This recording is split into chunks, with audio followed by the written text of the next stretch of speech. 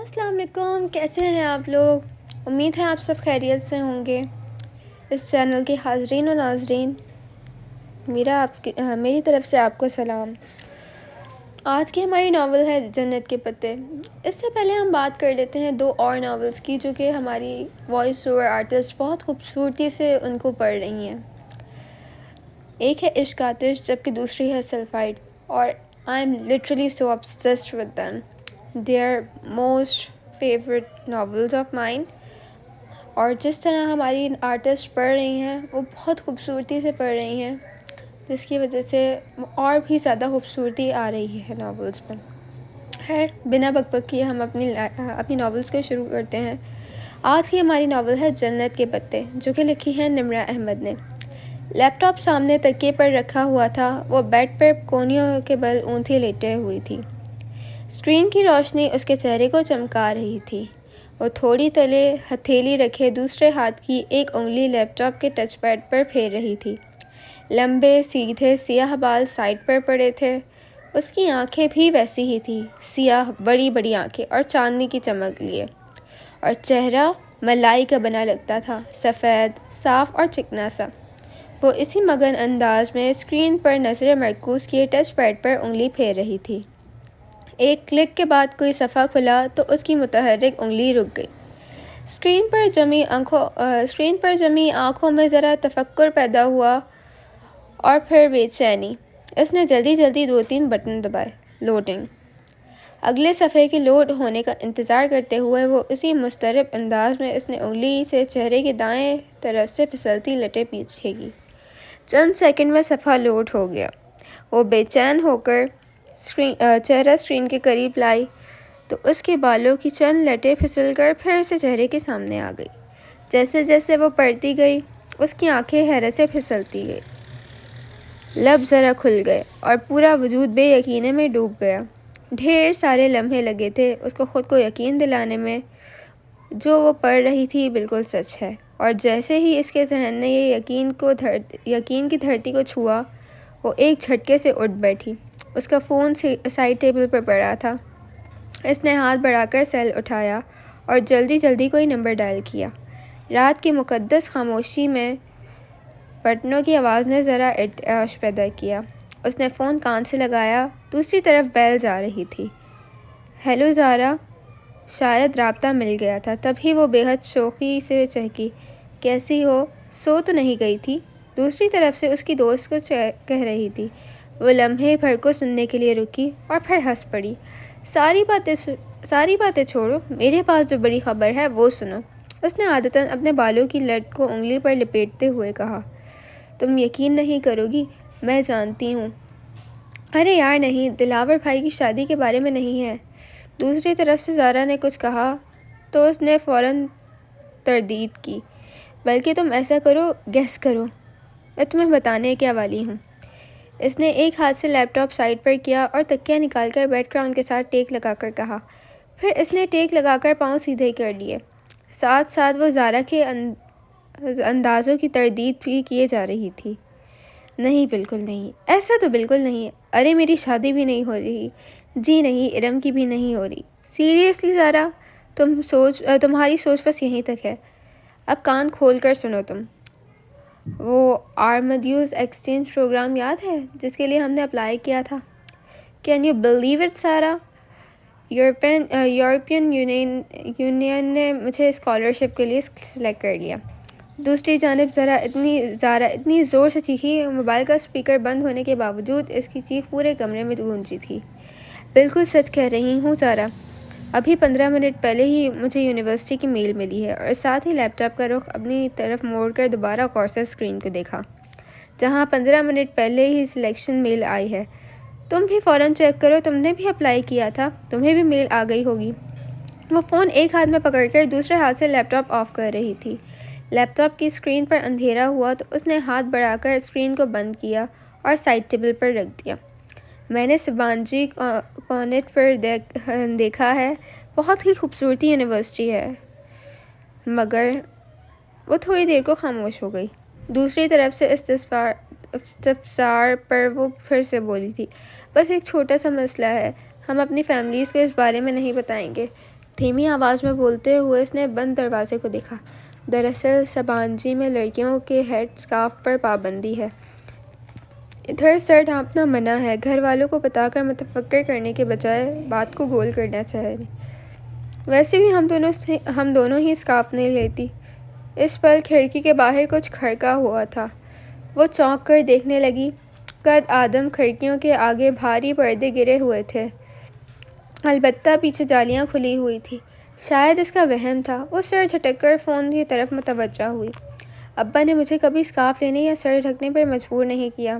Thank God. हाँ, इरम घर के बाहर स्कार्फ लेती है। इसके अब्बू ताया फरकान कुछ सख्त है ना। फिर वो बेड से टेक लगाते हुए नींद दराज होकर बताने लगी। परमिशन का तो कोई मसला नहीं है। अब्बा स्पेन जाने की इजाज़त ना देते, मगर तुर्की में सबीन फुप्पो रहती हैं तो वो मान गए थे। वैसे भी इन्हें अपनी बेटी पर पूरा भरोसा है। वो चंद लम्हे अपनी दोस्त से बातें करती रही। ज़ारा खामोश हुई तो उसने फिर नफ़ी में सर हिला दिया। कल नहीं, दाबर भाई की मेहंदी है। तुम आ रही हो ना? और हाँ, मैं और इरम लहंगा पहनेंगे। सारे कज़न्स बहुत एक्साइटेड हैं। ख़ानदान की पहली शादी है ना। ओके, अब तुम जाकर मेल चेक करो। मैं भी सोती हूँ, रात बहुत हो गई है। अलविदाई कलमात बोलने के बाद इसने फ़ोन तकिए पर उछाल दिया। फिर बाहर जाने के लिए उठ खड़ी हुई। बाहर लाउंज खामोशी में डूबा हुआ था। हया ने आहिस्ता से अपने कमरे का दरवाज़ा बंद किया। नंगे पाँव चलते चलते लाउंज के किचन में आई। सियाह कमीज़ और खुले ट्राउज़र्स में इसका कद और भी दराज लग रहा था। किचन में अंधेरा फैला हुआ था। वो दरवाजे पर रुकी और हाथ बढ़ाकर किचन की लाइट जलाई। सारी बत्तियां जल गई। इसने आगे बढ़कर फ्रिज का दरवाज़ा खोला और पानी की बोतल निकालने को झुकी। झुकने से बाल फिसलकर सामने आ गए। हया ने नरमी से उनको पीछे हटाया और पानी की बोतल लेकर सीधी हो गई। काउंटर पर रखे रैक से गिलास उठाया और पानी गिलास में उंडेलने लगी। तभी इसकी निगाह काउंटर पर रखी सफ़ेद चीज़ पर पड़ी। वो जैसे चौंक उठी। बोतल वहीं रखकर आगे आई। वो सफ़ेद आध खुले गुलाबों का बुके था। साथ ही एक सफ़ेद लिफाफा भी था। हया ने गुलदस्ता उठाया, धैर्य से पास लाकर आंखें मूंदे उसको सूंघा। दिलफरेब ताजगी भरी महक इसमें उतर गई। फूल बिल्कुल ताज़ा थे, जैसे अभी तोड़े गए हों।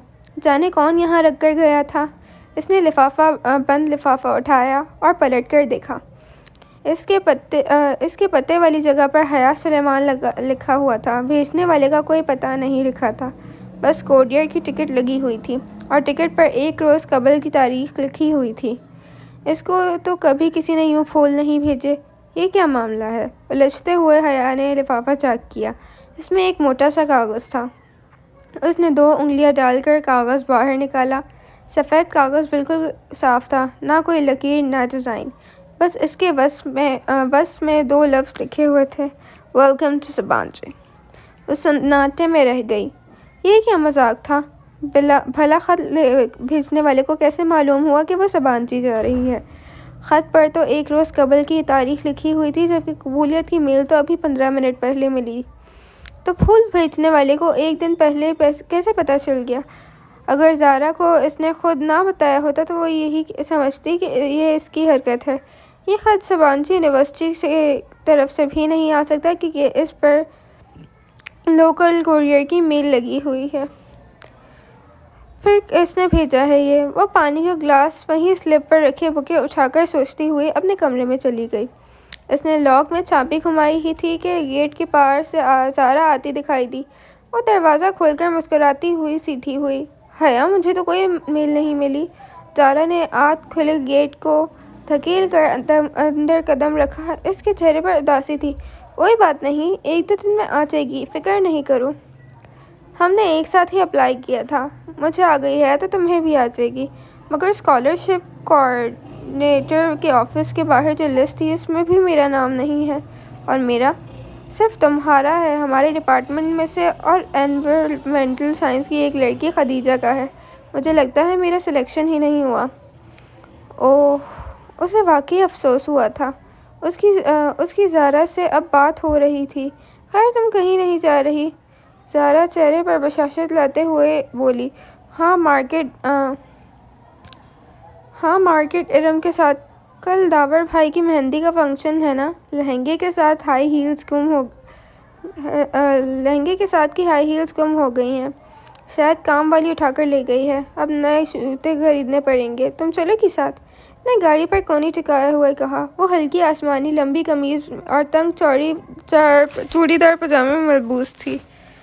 कमीज का दामन टखनों से ज़रा ऊपर था। हमरा दुपट्टा गले में था और बाल कमर पर खुले थे। हाँ चलो जल्दी निकलते हैं। ज़ारा फ़ौरन तैयार हो गई और फ्रंट सीट पर बैठ गई। इरम को भी लेना है, हया ने बैठकर कहा। वैसे तुम्हारे सख्त ताया इरम को तुम्हारे साथ जाने की इजाज़त दे देते हैं? इरम उन दोनों से जूनियर थी, उसका डिपार्टमेंट भी दूसरा था, सो ज़ारा से उसकी मुलाकात नहीं थी। इनकी सख्ती सिर्फ स्काफ तक है, ऐसे वैसे नहीं है। वो कार से बाहर गेट पर ले आई। इरम का घर ज़ारा के हमसाए में था। दोनों घरों के दरमियान दीवार के आने जाने का रास्ता था, लेकिन इसे जब भी इरम का पिक करना होता तो वो इसके गेट पर हॉर्न किया करती थी। अब भी ज़ोर से हॉर्न दिया तो चंद लम्हों में इरम बाहर आ गई। कासनी लंबी कमीज़, ट्राउज़र और हमरंग दुपट्टा सीने पर फैलाए, चेहरे पर कासनी स्कार्फ लपेटे, वो तकरीबन भागती हुई पिछली सीट के दरवाजे पर आई। हेलो हया, हेलो ज़ारा, वो चहकती हुई कहकर बैठी और दरवाज़ा बंद किया। हया के साथ आउटिंग के प्रोग्राम पर वो यूं खुश हुआ करती थी। कैसी हो इरम? तुमसे तो अब मुलाकात ही नहीं होती। इसने रुख मोड़कर उसको देखा। आपका डिपार्टमेंट दूर पड़ता है तभी। और हाँ, हया बता रही थी कि आप लोगों का तुर्की में सिलेक्शन हो गया। मैं सिलेक्ट नहीं हुई, हया हो गई है। खैर, इसमें कोई बेहतरी ही होगी। तुमने अप्लाई नहीं किया था?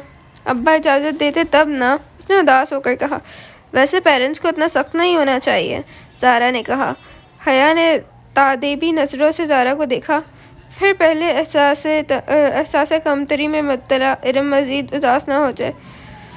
अब्बा भी पता नहीं इतने सख्त क्यों हैं। गर्मी में स्कार्फ लेना इतना आसान तो नहीं है।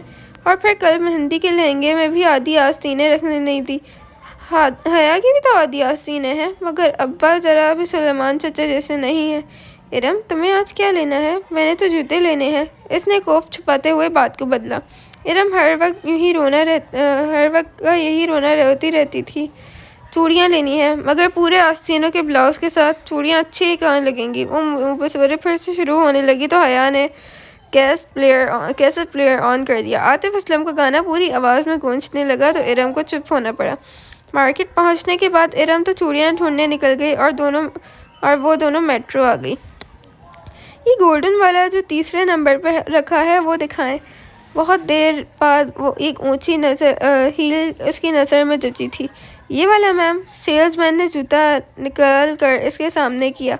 वो ज़मीन पर पंजों के बल बैठा था और दोनों काउच पर बैठी थी। पहना दूँ मैम?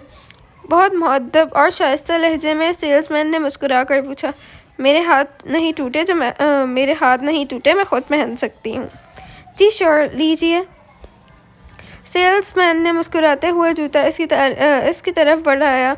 इसने इसे यूं पकड़ रखा था कि पकड़ते वक्त हया की उंगलियां लाजमी इसके हाथ से मिस होती।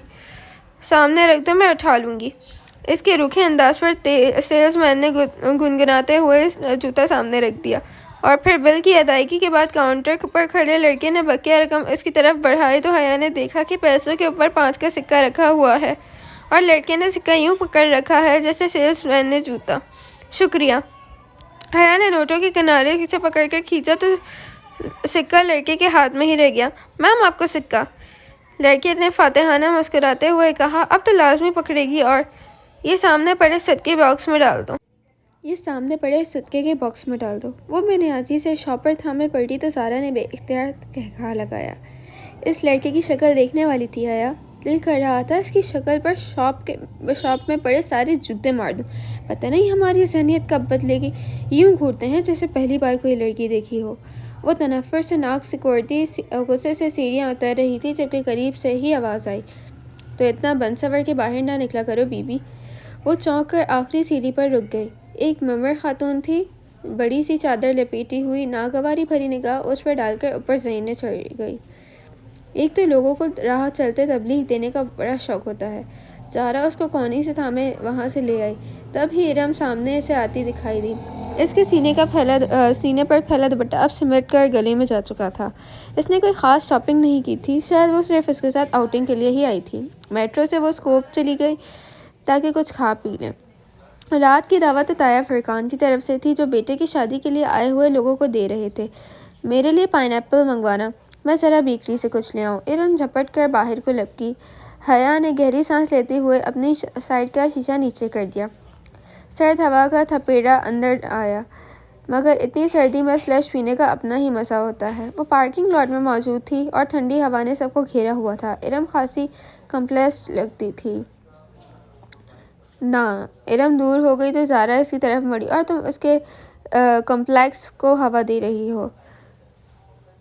वो उल्टा इसी पर खफा हुई। ताया फरकान सिर्फ स्काफ की सख्ती करते हैं, वो बस इस बात पर खुद तरसी का शिकार है और तुम भी इसका साथ दे रही हो। मैंने कहा कि बेचारी नहीं है वो बेचारी। अब उसको भी यही समझाना है कि खामोखा की खुद तरसी से निकल आए। वेटर हाथ में कार्ड पकड़े हया की तरफ आ चुका था। तुम्हें याद है ज़ारा, जब पिछले साल यूनिवर्सिटी वालों ने हमें तुर्की के ट्रिप की आस दिलाई थी और आखिर में आकर सारा प्रोग्राम कैंसिल कर दिया था। ऑर्डर करके शीशा ऊपर चढ़ा दिया। वो याद करने लगी। मैं तो इतनी मायूस हो गई थी कि सोचा भी नहीं था कभी जा सकूंगी। उसकी आवाज़ ने इस झरने की खुशी दर आई।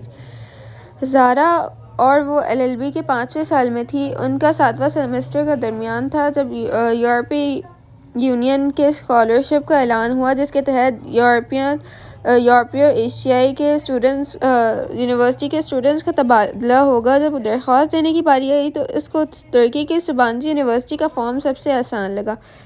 फिर एक हिस्पानवी यूनिवर्सिटी में भी साथ ही अप्लाई किया। बिलाखिर सबांजी ने इसका इंतखाब कर लिया तो सेमेस्टर पूरा करने के उसको 5 माह के लिए तुर्की जाना था, जहां इसके मज़ामीन तो ना थे, लेकिन तुर्की का कानून पाकिस्तान के कानून से मुख्तलिफ था। 5 माह के लिए वो अपनी मर्ज़ी से कोई भी मज़मून पढ़ सकती थी। फिर पाकिस्तान वापस आकर 8वां सेमेस्टर शुरू करना था। कितना मज़ा आया हया। कोई रोमांटिक सा हैंडसम सा हमसफ़र तुम्हें मिल जाए और तुम्हारा सफ़र कितना खूबसूरत हो जाए। हमसफ़र कोई नहीं मिलने वाला। पाकिस्तान से हम सिर्फ 2 लड़कियाँ सबांजी जा रही हैं और फिर हम ठहरी वुमेन यूनिवर्सिटी में पढ़ने वाली लड़कियाँ। वो खदीजा राना जो तुम्हारे साथ जा रही है, उससे कोई बात हुई? वेटर से शीशा बजाया तो हया ने शीशा नीचे किया। नहीं, खदीजा राना को तो मैं जानती भी नहीं हूँ। उसने स्लश का ग्लास पकड़े ज़ारा का उसको थमाया, इरम का डैशबोर्ड पर रख दिया। बेध्यानी में वो शीशा बंद करना भूल गई। इसके इल्म में ना रहा दफ्तन। ज़ारा का मोबाइल बजा। ज़ारा ने सिप लेते हुए फ़ोन कान से लगाया। हेलो अम्मा जी, क्या हुआ? आवाज़ ख़राब है। 1 मिनट। ज़ारा के फ़ोन पर सिग्नल ठीक नहीं आ रहे थे। वो स्लश का ग्लास हाथ में पकड़े बाहर निकल गई। हया अपने ग्लास के छोटे छोटे सिप लेते हुए विंडस्क्रीन से बाहर ज़ारा को देखने लगी। अब वो दूर दरख्त के पास खड़ी बात कर रही थी। हेलो मैं बीची, एकदम से बिल्कुल करीब आकर बोला। वो डर कर उछली।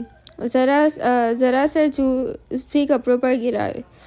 खुली खिड़की पर एक खूबसूरत औरत झुकी हुई थी। मेकअप से भरा चेहरा, आईशेड से चमकती आंखें, भड़कती हुई सुर्खी बालों का जोड़ा और चमचम करते कपड़े। वो औरत नहीं थी मगर मर्द भी नहीं था। डरो नहीं सोनिया, मैं तुम्हारी दोस्त हूँ, डॉली कहते हैं मुझे। हटो हटो जाओ।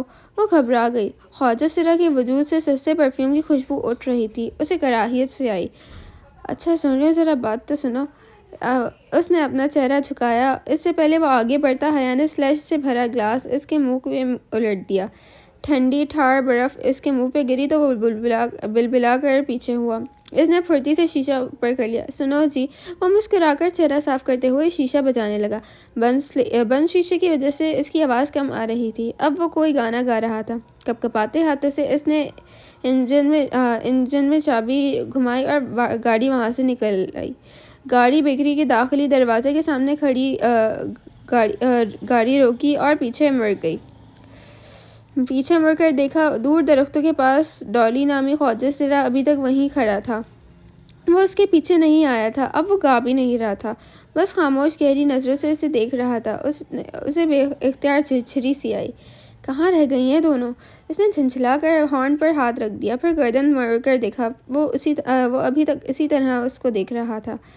इरम और ज़ारा को ड्रॉप करके वो अपने कमरे में आई। डिनर का वक्त होने वाला था। इसने कपड़े भी डिनर की मुनासबत से पहने थे, मगर जूस छलकने की वजह से ज़रा दाग पड़ गया था।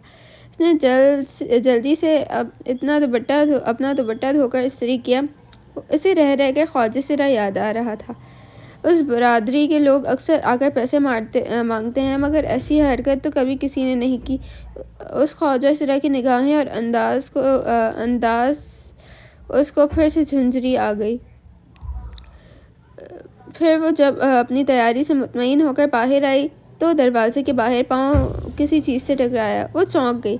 दरवाजे के साथ फर्श पर वो सफ़ेद आध खुले गुलाबों का बुके पड़ा था। साथ में एक लिफाफा भी था। दोनों चीज़ें उठाकर सीधी हुई। लिफाफा खोला जिस पर हया सुलेमान लिखा हुआ था। अंदर वही सफ़ेद बेसतर चुकोर कागज़ था। उसके बस में उर्दू में लिखा था, उम्मीद करता हूँ आपका आज का डिनर अच्छा गुजरेगा। इसने लिफाफा पलट कर देखा। उस पर कुछ नहीं लिखा था, बस लिफाफे पर गुज़िश्ता रोज़ की मेहर लगी थी। ये कौन था और क्यों उसे फूल भेज रहा था? वो ख़त और बुके कमरे में रखकर नए सिरे से मामले से उलझती बाहर आ गई। ताया फरकान के घर खूब चहल पहल थी। सब कज़न्स लाउंज में बैठे थे। एक तरफ ख़वातीन खुश गप्पों में मसरूफ़ थी। मर्द हज़रात यकीनन ड्राइंग रूम में थे। इसके ख़ानदान में कज़न्स की बेतकल्लुफ़ी को बुरी नज़र से नहीं देखा जाता था। ताया फरकान तमाम बहन भाइयों में बहुत सख्त थे और इनकी सख्ती सिर्फ इरम के स्कार्फ लेने और घर से बाहर लड़कों से बात करने तक थी। इरम और बाकी कज़न्स भी घर के कज़न्स के अलावा लड़कों से बात नहीं करती थी।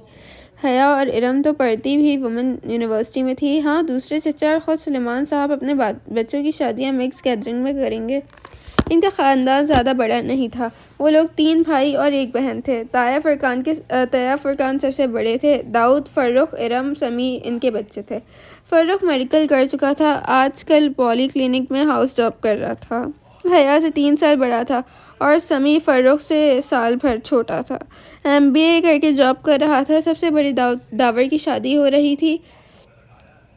फ़रकान साहब के बाद सुलेमान थे। उनकी एक बेटी हया और एक बेटा रोहिल था। रोहिल पढ़ाई के सिलसिले में अमेरिका में होता था। फिर जाहिद चचा थे। इनकी बड़ी 2 जुड़वा बेटियां महविश और सहरिश थी। फिर बेटा रज़ा इंजीनियर था। सबसे छोटी बेटी सना A लेवल कर रही थी। इस वक्त रोहिल के अलावा जो कि अमेरिका में था और दावर के जो ड्राइंग रूम में बाकी सब कज़न्स लाउंज में बैठे थे। लड़कियां कारपेट पर दायरा बनाकर बैठी थी। इरम ढोलक बजा रही थी। इसका दुपट्टा सर से ढलक कर कंधे पर आ गया था। अगर अभी ताया यहाँ आ जाते तो फ़ौरन सर पे दुपट्टा ले लेती। वो महविश सहरिश के साथ सर मिला रही थी और लड़के ऊपर सोफे पर बैठे इन पर फुकरे उछाल रहे थे। Hello everyone. वो सीने पर हाथ बांधे चलती हुई उनके करीब आकर रुकी। सबकी नजरें उस पर रुकी। सफ़ेद चेहरे के इर्द गिर्द काले बाल और काजल से लबरेज आंखें। वो थी ही इतनी हसीन कि हर उठी निगाह में सताइश भर आती। हया कैसी हो?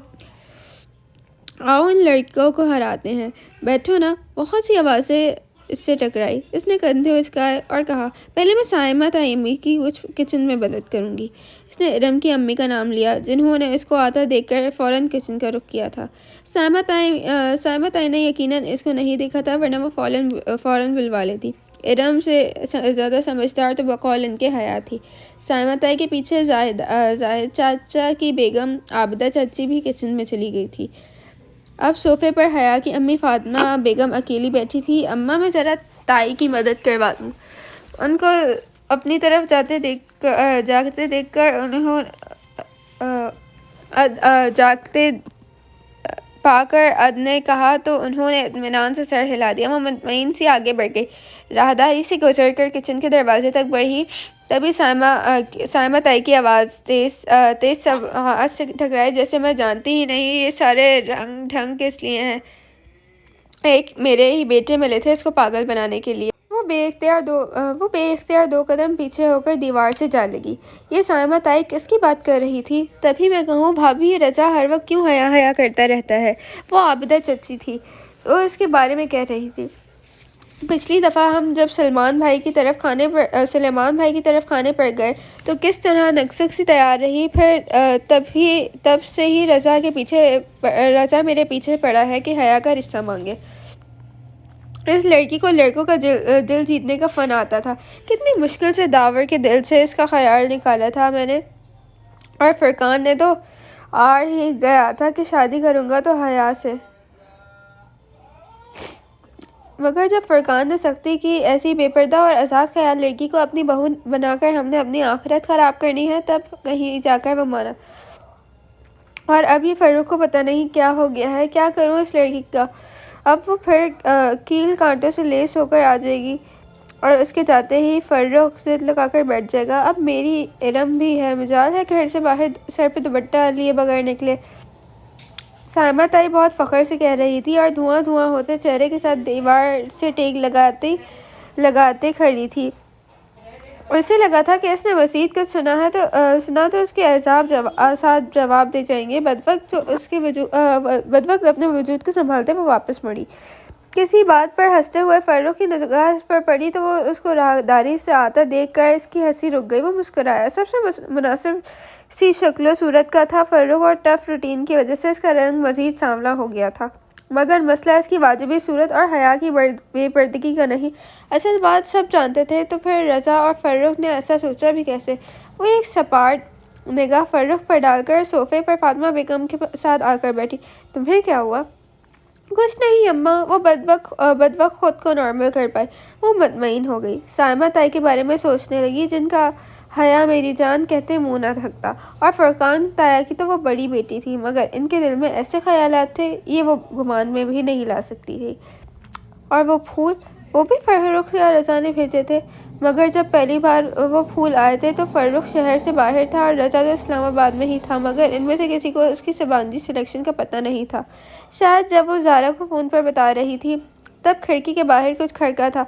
जो कोई भी था उसने खिड़की के बाहर से सारी बात सुन ली थी और उसने फूलों के साथ खत भी लिख कर रख दिया होगा, मगर कोरियर पर तो एक दिन पहले की मोहर लगी हुई थी। शायद इसने कोई जाली मोहर इस्तेमाल की होगी। मगर इस तरह के झमेले में फ़र्रुख या रज़ा जैसे जॉब वाले मसरूफ़ बंदे क्यों पड़ेंगे भला। इसके दिल कह रहा था कि फूल भेजने वाला कोई और है। खैर दफ़ा करो जो भी हो। उन दोनों का दिमाग तो मैं अभी ठीक करती हूँ। वो तेज़ी से उठकर लड़के लड़कियों के ग्रुप की तरफ चली आई। इरम, इसने अपने मखसूस अंदाज में सीने पर हाथ बांधते हुए इरम को मुखातिब किया तो सब रुककर इसको देखने लगे। क्या तुम लोगों ने सबीन फुप्पो को शादी का कार्ड भेजा था तुर्की। खनकियों से इसने फ़र्रुख और रज़ा के चेहरों को मान पड़ता देखा। सुलेमान चचा को कार्ड दिया था, उन्होंने भिजवा दिया होगा सबीन फुप्पो को। अब्बू ने फ़ोन करके कह दिया था। क्या सबीन फुप्पो आएंगी। आना तो चाहिए, करीबी रिश्ता है, तुमसे ना सही हमसे तो है। इसने करीबी रिश्ते पर जोर डालते हुए फ़र्रुख और रज़ा पर नज़र डाली। इनके चेहरे फीके पड़े थे और दोनों ही सोच में गुम थे। फिर खाने के वक्त सायमा ताई ने सबसे पहले इसको बुलाया। हया मेरी जान, तुम तो समझदार हो। ये इरम तो बस तुमने टेबल पर ख्याल रखना है। जैसे ही कोई डिश खाली हो या आधी हो जाए फ़ौरन ज़फ़र कुक को आवाज़ दे देना, ठीक है। श्योर ताई, मैं ख्याल रखूँगी। वो बदबक मुस्कुराई और मुस्कुराती हुई सर्व करने लगी। चंद मिनट बाद जब सब खड़े अपनी अपनी प्लेटों में खाना निकल रहे थे, ताया जान आपने सलाद नहीं लिया। वो रशियन सलाद का प्याला हाथ में लिए अब्बू और ताया फरकान की तरफ आई जो अपनी धुन में बातें कर रहे थे। इसके पुकारने पर चौंके। थैंक यू बेटा। ताया फरकान ने मुस्कुराते हुए सलाद अपनी प्लेट में निकाला। वो शलवार कुर्ते में मलबूस थे और शॉल ली थी। बार रोब, चेहरे पर मूछे। सलमान इनके बरअक्स क्लीन शेव डिनर सूट में बहुत स्मार्ट लग रहे थे। दोनों की सोचें इनकी हुलियों जैसी थी। अम्मा आप भी लेना। सलमान, तुमने सबीन को कार्ड पोस्ट कर दिया था। ताया को अचानक शायद इसकी शक्ल देखकर याद आया। सुलेमान साहब चमचे में सलाद भरता हाथ ज़रा सुस्त पड़ा, चेहरे पर करवाहट फैल गई। बहुत आहिस्ता उन्होंने चमचा प्लेट में पलटा कर दिया था। उनके लहजे में काट थी जो हया के लिए नई थी। अब्बा, सबीन फुप्पो शादी पर आएंगी ना। वो पूछे बिना ना रह सकी। कल मेहंदी है, आना होता तो आज तक आ चुकी होती। 30 सालों में जो औरत सिर्फ कुछ दफ़ा मिलने आई हो वो अब भी ना आए तो बेहतर है। फरकान ताया भी दंग रह गए। सुलेमान, हुआ क्या है। थैंक यू बेटा, सुलेमान साहब ने हया को कहा। इसका मतलब था अब तुम जाओ यहाँ से। और वो इशारा समझकर सर झुकाते वहाँ से आ गई। बहुत आहिस्ता से सलाद का प्याला मेज़ पर रखा और अपनी आधी भरी प्लेट उठा ली, मगर अब खाने को कुछ जी नहीं कर रहा था। ये अब्बा को क्या हो गया था? वो फुप्पो के बारे में ऐसी बातें क्यों कर रहे थे? फिर इससे रहा ही नहीं गया, वो अपनी प्लेट उठाकर सतून के साथ खड़ी हो गई, जिसकी दूसरी तरफ अब्बा और ताया खड़े थे। बज़ाहिर अपनी प्लेट पर नज़र झुकाए इन दोनों की बातों की तरफ कान थे। हया के लिए लुगारी ने अपने बेटे को प्रपोजल दिया है। सुलेमान साहब ने अपने दोस्त का नाम लिया तो हया के हाथ में पकड़ी हुई प्लेट लरस गई। ये क्या कह रहे हो? फरकान ताया शिशित रह गए। भाई, इसमें हैरत की क्या बात है? वलीद अच्छा लड़का है, कल मेहंदी पर आएगा तो मिलवाऊंगा। सोच रहा हूँ हया से पूछकर हाँ कर दे। मगर सुलेमान, ये हो कैसे सकता है? क्यों नहीं हो सकता? तुम ये शादी कैसे कर सकते हो? बाप हूँ मैं, इसका कर सकता हूँ। फातिमा भी राज़ी है और मुझे यकीन है हया को भी कोई इतराज़ नहीं होगा। और जिहान का क्या होगा? कौन जिहान? सुलेमान साहब यकसर अनजान बन गए। तुम्हारा भांजा, सबीन का बेटा, जिससे तुमने हया का निकाह किया था। तुम कैसे भूल गए हो? वो 21 साल पुरानी बात है और हया अब 22 साल की हो चुकी है। बेवकूफ़ी थी, मैंने सबीन पर एतबार करके अपनी बच्ची का निकाह कर दिया। 21 वर्षों में कभी सबीन ने मरकर पूछा निकाह का क्या होगा? 6 माह में एक बार फ़ोन कर लेती है और 3 मिनट बात करके रख देती है। आपको वाकई लगता है कि वो लोग रिश्ता कायम रखना चाहते हैं? मगर सबीन तो सिकंदर की वजह से, तुम तो जानते हो वो उल्टे दिमाग का इंसान है। मैं कैसे मान लूँ? अपने मगरूर और बददिमाग शौहर की वजह से इस निगाह को भूल गई है। आज के लिए सिर्फ इतना ही। उम्मीद है आपको ये वीडियो पसंद आई होगी। मेरी छोटी छोटी गलतियों को माफ़ कीजिएगा। ये मेरी पहली बार वॉइस ओवर है और मेरी तबीयत भी ठीक नहीं है। बाकी अगर आप इस चैनल पर नए हैं, चैनल को सब्सक्राइब करें, वीडियो को लाइक करें और सब्सक्राइब के पास वाले बेल आइकन को प्रेस करें, जिससे आपको बेल आइकन को प्रेस करने से आपको हमारी बाकी 2 नॉवेल्स की अपडेट्स भी मिलती रहेंगी। मेरी तरफ से मैं चाहती हूँ इजाज़त। अल्लाह हाफिज़, टेक केयर, बाय बाय।